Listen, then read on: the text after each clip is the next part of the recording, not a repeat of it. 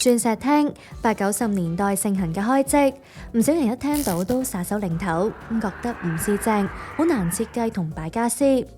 但係大家有冇諗過呢啲斜角牆身可能先係寶？唔同嘅鑽石廳，唔同嘅設計，唔同嘅戶主嘅生活需要，你入屋嗰下其實可以睇到好多唔同嘅感覺，咁呢個係一個驚喜啦。今集你設計我開箱，我哋走入天水圍嘉湖山莊，呢度相信係全港最多鑽石廳嘅私人屋苑。參觀一間3房設計單位，究竟斜角牆身點樣令到單位望上去更加豐富？設計師又點樣增加呢一款傳統間隔嘅通透感？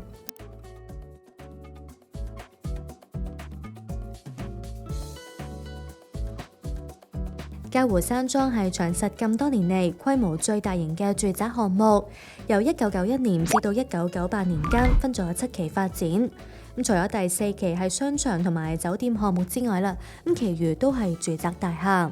嘉湖山莊一共有58座，15800幾房，係香港提供最多單位嘅私人屋苑。無論係440幾尺嘅2房，抑或係最大1400幾尺嘅4房，戶戶都係鑽石廳。呢款3尖8角嘅奇蹟，據講正正就係由長實所發明，旗下唔少屋苑都有採用。雖然實用性就差咁啲，但都唔係完全冇優點㗎。客廳單邊位畫成斜角，能夠避免隻窗正對隔離單位，就唔使同鄰居你眼望我眼，多啲私隱度之餘，景觀亦都會開揚啲。由於鑽石廳係由5幅牆身組成，所以能夠衍生出唔同嘅形態。其中嘉湖山莊2房同埋3房嘅呢一款就算係比較常見。以今集參觀嘅設計單位為例，3房套間隔就面積633尺，一入屋冇玄關，直望就係客廳。因為斜角牆身嘅關係，所以係由闊到窄，中間位置會比較闊落。飯廳自成一角喺另一邊，所以兩廳佈局好分明。呢邊就比較四正，擺起家私上嚟都冇太大難度。相連嘅廚房同樣唔規則，但面積唔細。至於睡房同埋浴室就傳統咁沿住走廊入，有時有啲單位嘅房呢都會有斜角牆身㗎。不過呢度就只有近廳房嘅窗台先有，冇影響到房間格局。3間房都好四正。而家呢個單位就只有屋主夫婦2人住，為咗滿足佢哋想要大書房同埋喺主人套房入邊有個大衣帽間嘅要求，新設計就將房間數量由3變2，呢個亦都係全屋唯一改動嘅地方。咁戶主其實以前面對嘅問題就係第一嗰個客廳擺放電視機嗰個位置嘅問題啦，其次就係成間屋嗰個採光比較暗嘅問題。咁所以今次嘅設計呢，我哋主要就係着眼喺客廳嗰個梳化電視機嘅關係啦，同埋整體成個單位個採光上面點樣去提升到嘅。我哋運用暖灰色作為一個基調，主要係因為想令到整體個光線係提升咗嘅，然後就運用翻唔同嘅啡色嘅木材擺喺啲牆身上邊，一啲立面上邊，咁令到成個感覺就嗰個層次感會豐富啲。我哋全屋地下就會用一個磚地嘅形式去做嘅，咁就令到成個感覺咧就會比較舒服自然啲嘅。至於鑽石廳要平衡梳化同埋電視之間視線嘅嗰一方面啊，Kiosk 又喺門口位置整咗間3角形房，咁樣亦都間接令到單位多咗條玄關走廊，唔使一入屋就望勻成個客廳。咁我見到坊間咧個一般嘅做法咧就係會做一個3角形嘅空間嘅，係咪就係等呢一種嘅辦法咧？其實鑽石廳嚟講咧，3角形嘅做法咧係最容易解決到電視機牆同埋梳化之間嗰個問題嘅。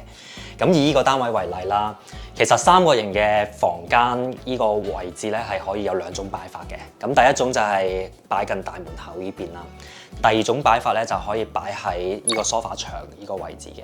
咁2種嘅擺法咧，其實都係會因應翻呢個單位或者屋主本身嘅生活習慣而定嘅。譬如呢個單位嚟講，屋主咧其實佢都比較多雜物想擺嘅，例如旅行篋啊、遮啊、褸啊，甚至鞋啊。咁所以我哋就會想將呢個儲物空間咧擺喺近大門口，變咗佢入屋嘅時候就可以即刻放啲雜物入去，然後先入客飯廳嘅。咁呢個做法咧，其實就可以解決到梳化同電視機牆呢個問題之外咧，亦都可以係增加一個儲物嘅空間啦。咁作為一間房，只係其中一個款式，要呈現呢一個三角形空間，仲有好多方法。舉個例，可能係有啲會做一啲矮牆嘅電視牆設計啦。咁前提就係可能屋主佢唔需要咁多儲物嘅空間，係以設計為重嘅。咁變咗喺 sofa 睇電視機嘅時候咧，其實佢後邊都可以係睇到玄關嘅位置啦。又或者有一啲設計咧係可以將呢個三角形嘅位置係整成懸空嘅吊櫃，咁啊浮起嘅。咁喺客廳嚟講，成個空間嘅感覺又完全唔同。咁所以其實鑽石廳嚟講咧，雖然好多時大家都會覺得啊，鑽石廳真係好雞肋，因為佢大得嚟啲傢俬擺位好難去配合啦。但係調翻轉喺設計嘅角度嚟講咧，其實係可以好多變化嘅。Kilo Sir，呢度咧做咗個三角形房之後咧，其實客廳嗰個面積咧南面都係細咗噶嘛，點樣可以令到佢個感覺咧冇咁大壓迫咧？其實我用咗3個方法咧去解決呢個問題嘅。咁第一個方法就係咧，三角形最尖角嗰個位咧，其實係好難有一個儲物嘅功能嘅。我係做咗一個柱嘅設計嘅，而呢條柱咧係同呢個牆身係分開咗嘅。咁呢個手法其實係令到坐喺 sofa 嘅時候個視覺咧，你可以窺探到即係玄關後邊嗰個空間啦，就唔會係好平實就咁一幅電視機牆嘅。咁就會有一個錯覺，會覺得你呢個客廳嘅空間就唔純粹係俾3幅牆去包住嘅，而係你可以睇到後邊少少嘅空間嘅感覺啦。咁第二個做法咧就係一個燈光上嘅編排啦。譬如話喺呢個客廳嚟講咧，雖然電視牆係得咁大幅啦，咁但係我會利用一啲譬如燈槽嘅線條效果咧，就令到人嘅視覺咧係有個伸延嘅。咁變咗整體個客廳嗰個範圍咧，就唔係用電視機牆去界定啦，而係用呢條燈光嘅效果去界定嘅。咁就變咗成個感覺係會闊啲嘅。咁至於第3個方法就喺儲物房偷位做電視櫃，咁所以個櫃望落去唔會太大，又有一定深度。咁而家放多張茶几仔，亦都唔會感覺壓迫。嗱，當時有啲單位嘅電視牆啦，都會做一啲特色設計啦，咁令到佢咧成為客飯廳嘅焦點㗎。嗱，不過見到呢一度咧就相對簡約啲啊，咁即係有啲鏤空嘅設計，咁但係一啲都唔覺得單調。我覺得都同設計師將三角空間安排喺近大門位置有關㗎，冇完全拉直到斜角牆身，令到空間變得立體，唔使特別嘅顏色或者花巧嘅設計，已經能夠輕易帶出層次感。咁但係當然都有啲取捨啦，咁好似呢一張 sofa 就需要度身訂造嚟去遷就牆身角度啦。咦係喎，除咗嗰個電視機櫃啦，同埋個儲物房之外啦，咁見到其實成間屋咧都唔係有好多嘅收納空間㗎，係咪你收埋咗啦？定係還是其實係屋主都唔需要咁多咧？除咗話需要一個大嘅儲物房去擠唔同嘅家居雜物之外咧，其實唔同嘅區域咧，我都會提供一啲適量嘅儲物位置咧，俾戶主可以容易啲去收納同埋使用嘅。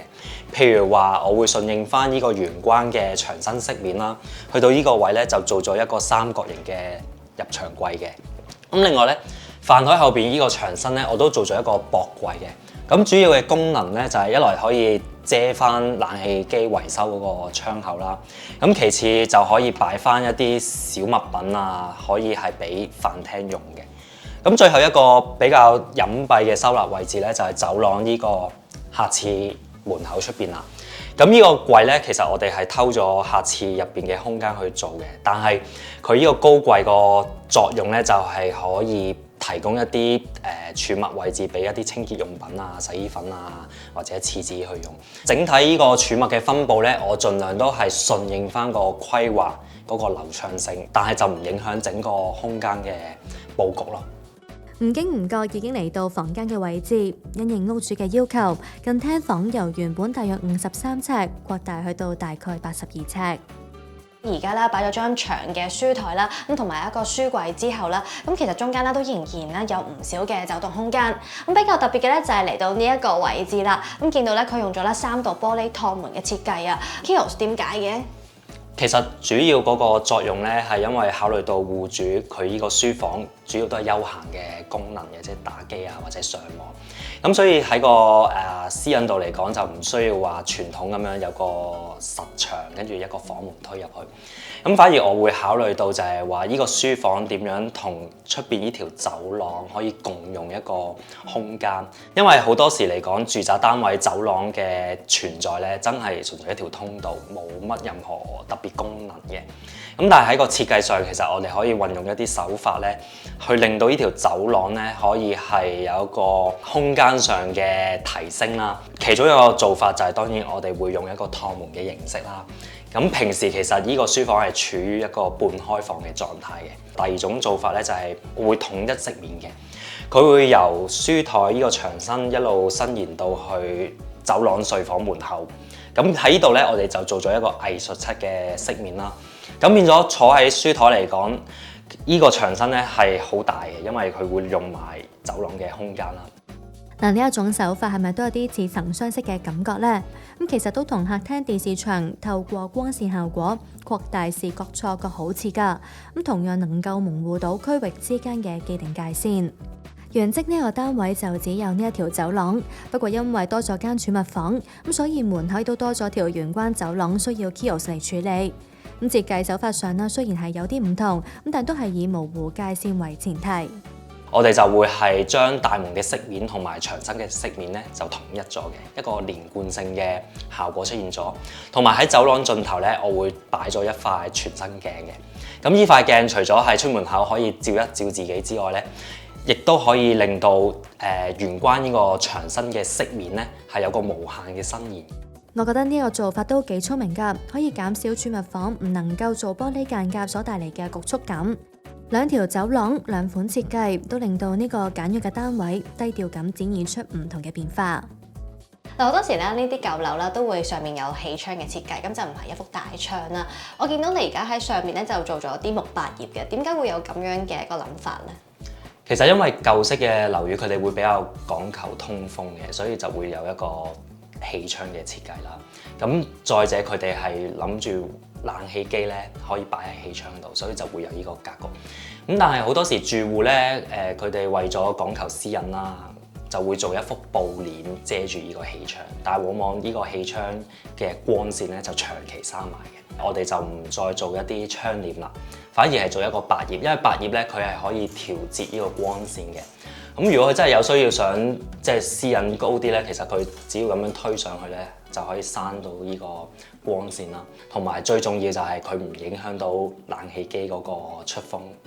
其實客廳都有呢個氣窗設計㗎，不過 kiosk 就冇做到木百葉，反而係以一塊落地窗紗嚟去代替，因為佢覺得呢一個單位嘅樓底都唔算矮啊，有大約9尺，由天花一幅過直落到地下，感覺會有氣派啲。而當屋主將成幅窗紗拉開咗之後，又可以令到客廳比以前光猛好多，有需要嘅時候先將佢拉返埋。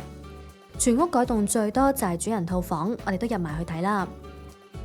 新嘅主人套房咧就將中間房納入埋去房入邊，咁所以變相呢一個空間咧就變成咗衣帽間啦。咁見到啦，而家係做到2組嘅大櫃喺度，咁其中一邊就用咗玻璃設計啦，所以感覺咧就冇咁壓迫。咁由於咧已經有衣帽間嘅關係啦，咁喺寢區度就唔需要再額外考慮到啦要放衣櫃嘅位置，咁變相咧就可以做到3邊落床啦。不過成間房我覺得最特別嘅咧就係呢一個套設啦。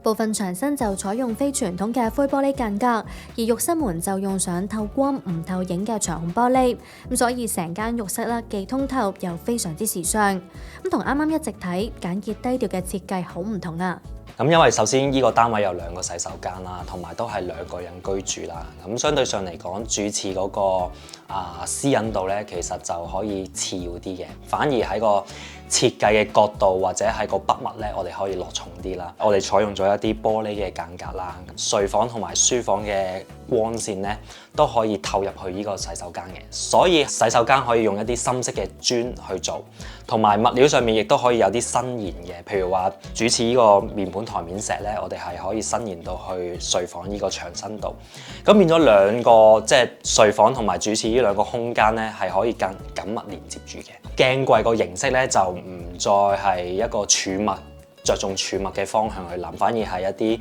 譬如話設計感強啲，我哋就用咗一個懸空嘅吊鏡。不過呢一種設計就只能夠喺套設先見到，下次都係要保留返大路嘅設計，咁所以用色上面都會比較淺嚟去提亮。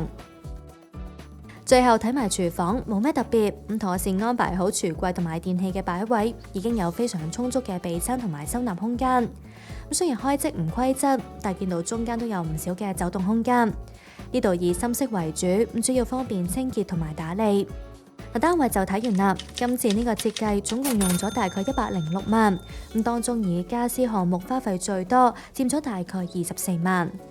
開頭都有講到，嘉湖山莊有58座，分咗多期嚟去發展，咁可想而知佔地有幾廣，咁所以每期都各有賣點，例如比較近港鐵天水圍站，又或者享有比較開揚嘅景觀等等。今次參觀嘅設計單位就位於第3期嘅翠湖居，唔近天水圍站，但係就係唯一連接住天水圍公園嘅期數，咁所以唔少向南嘅單位都可以望到公園景緻。喺呢一期6座大廈對出有個獨立建築嘅小型會所，咁上面有游泳池，而下面就有幾間嘅鋪頭，包括超市，可以滿足到日常所需。咁其實由翠湖居行過去嘉湖商場、T Town 同埋天瑞商場等等，亦都好近㗎，會有更加多嘅食肆同埋鋪頭選擇。咁睇翻我哋28 House，而家嘉湖山莊有超過200個放盤，由300幾萬起步。咁其中翠湖居嘅2房叫價就由大概380萬起。嗱，今次參觀嘅呢一個設計單位啦，我自己最欣賞嘅就係雖然佢好簡潔啦，咁但係又好滿足到啦儲物量嘅要求。咁即係好似咧唔覺就有個櫃咁樣啦，但係又唔會好影響到咧整體嘅空間感。咁另外套設嗰度咧亦都好中意㗎，咁好簡單，咁但係都有種咧身處喺酒店嘅感覺。咁你哋睇完之後有啲咩想講咧，都可以留言話俾你知㗎，有機會獲得咖啡禮券。咁最後中意呢條片嘅朋友就記得 like 同埋 share 啦。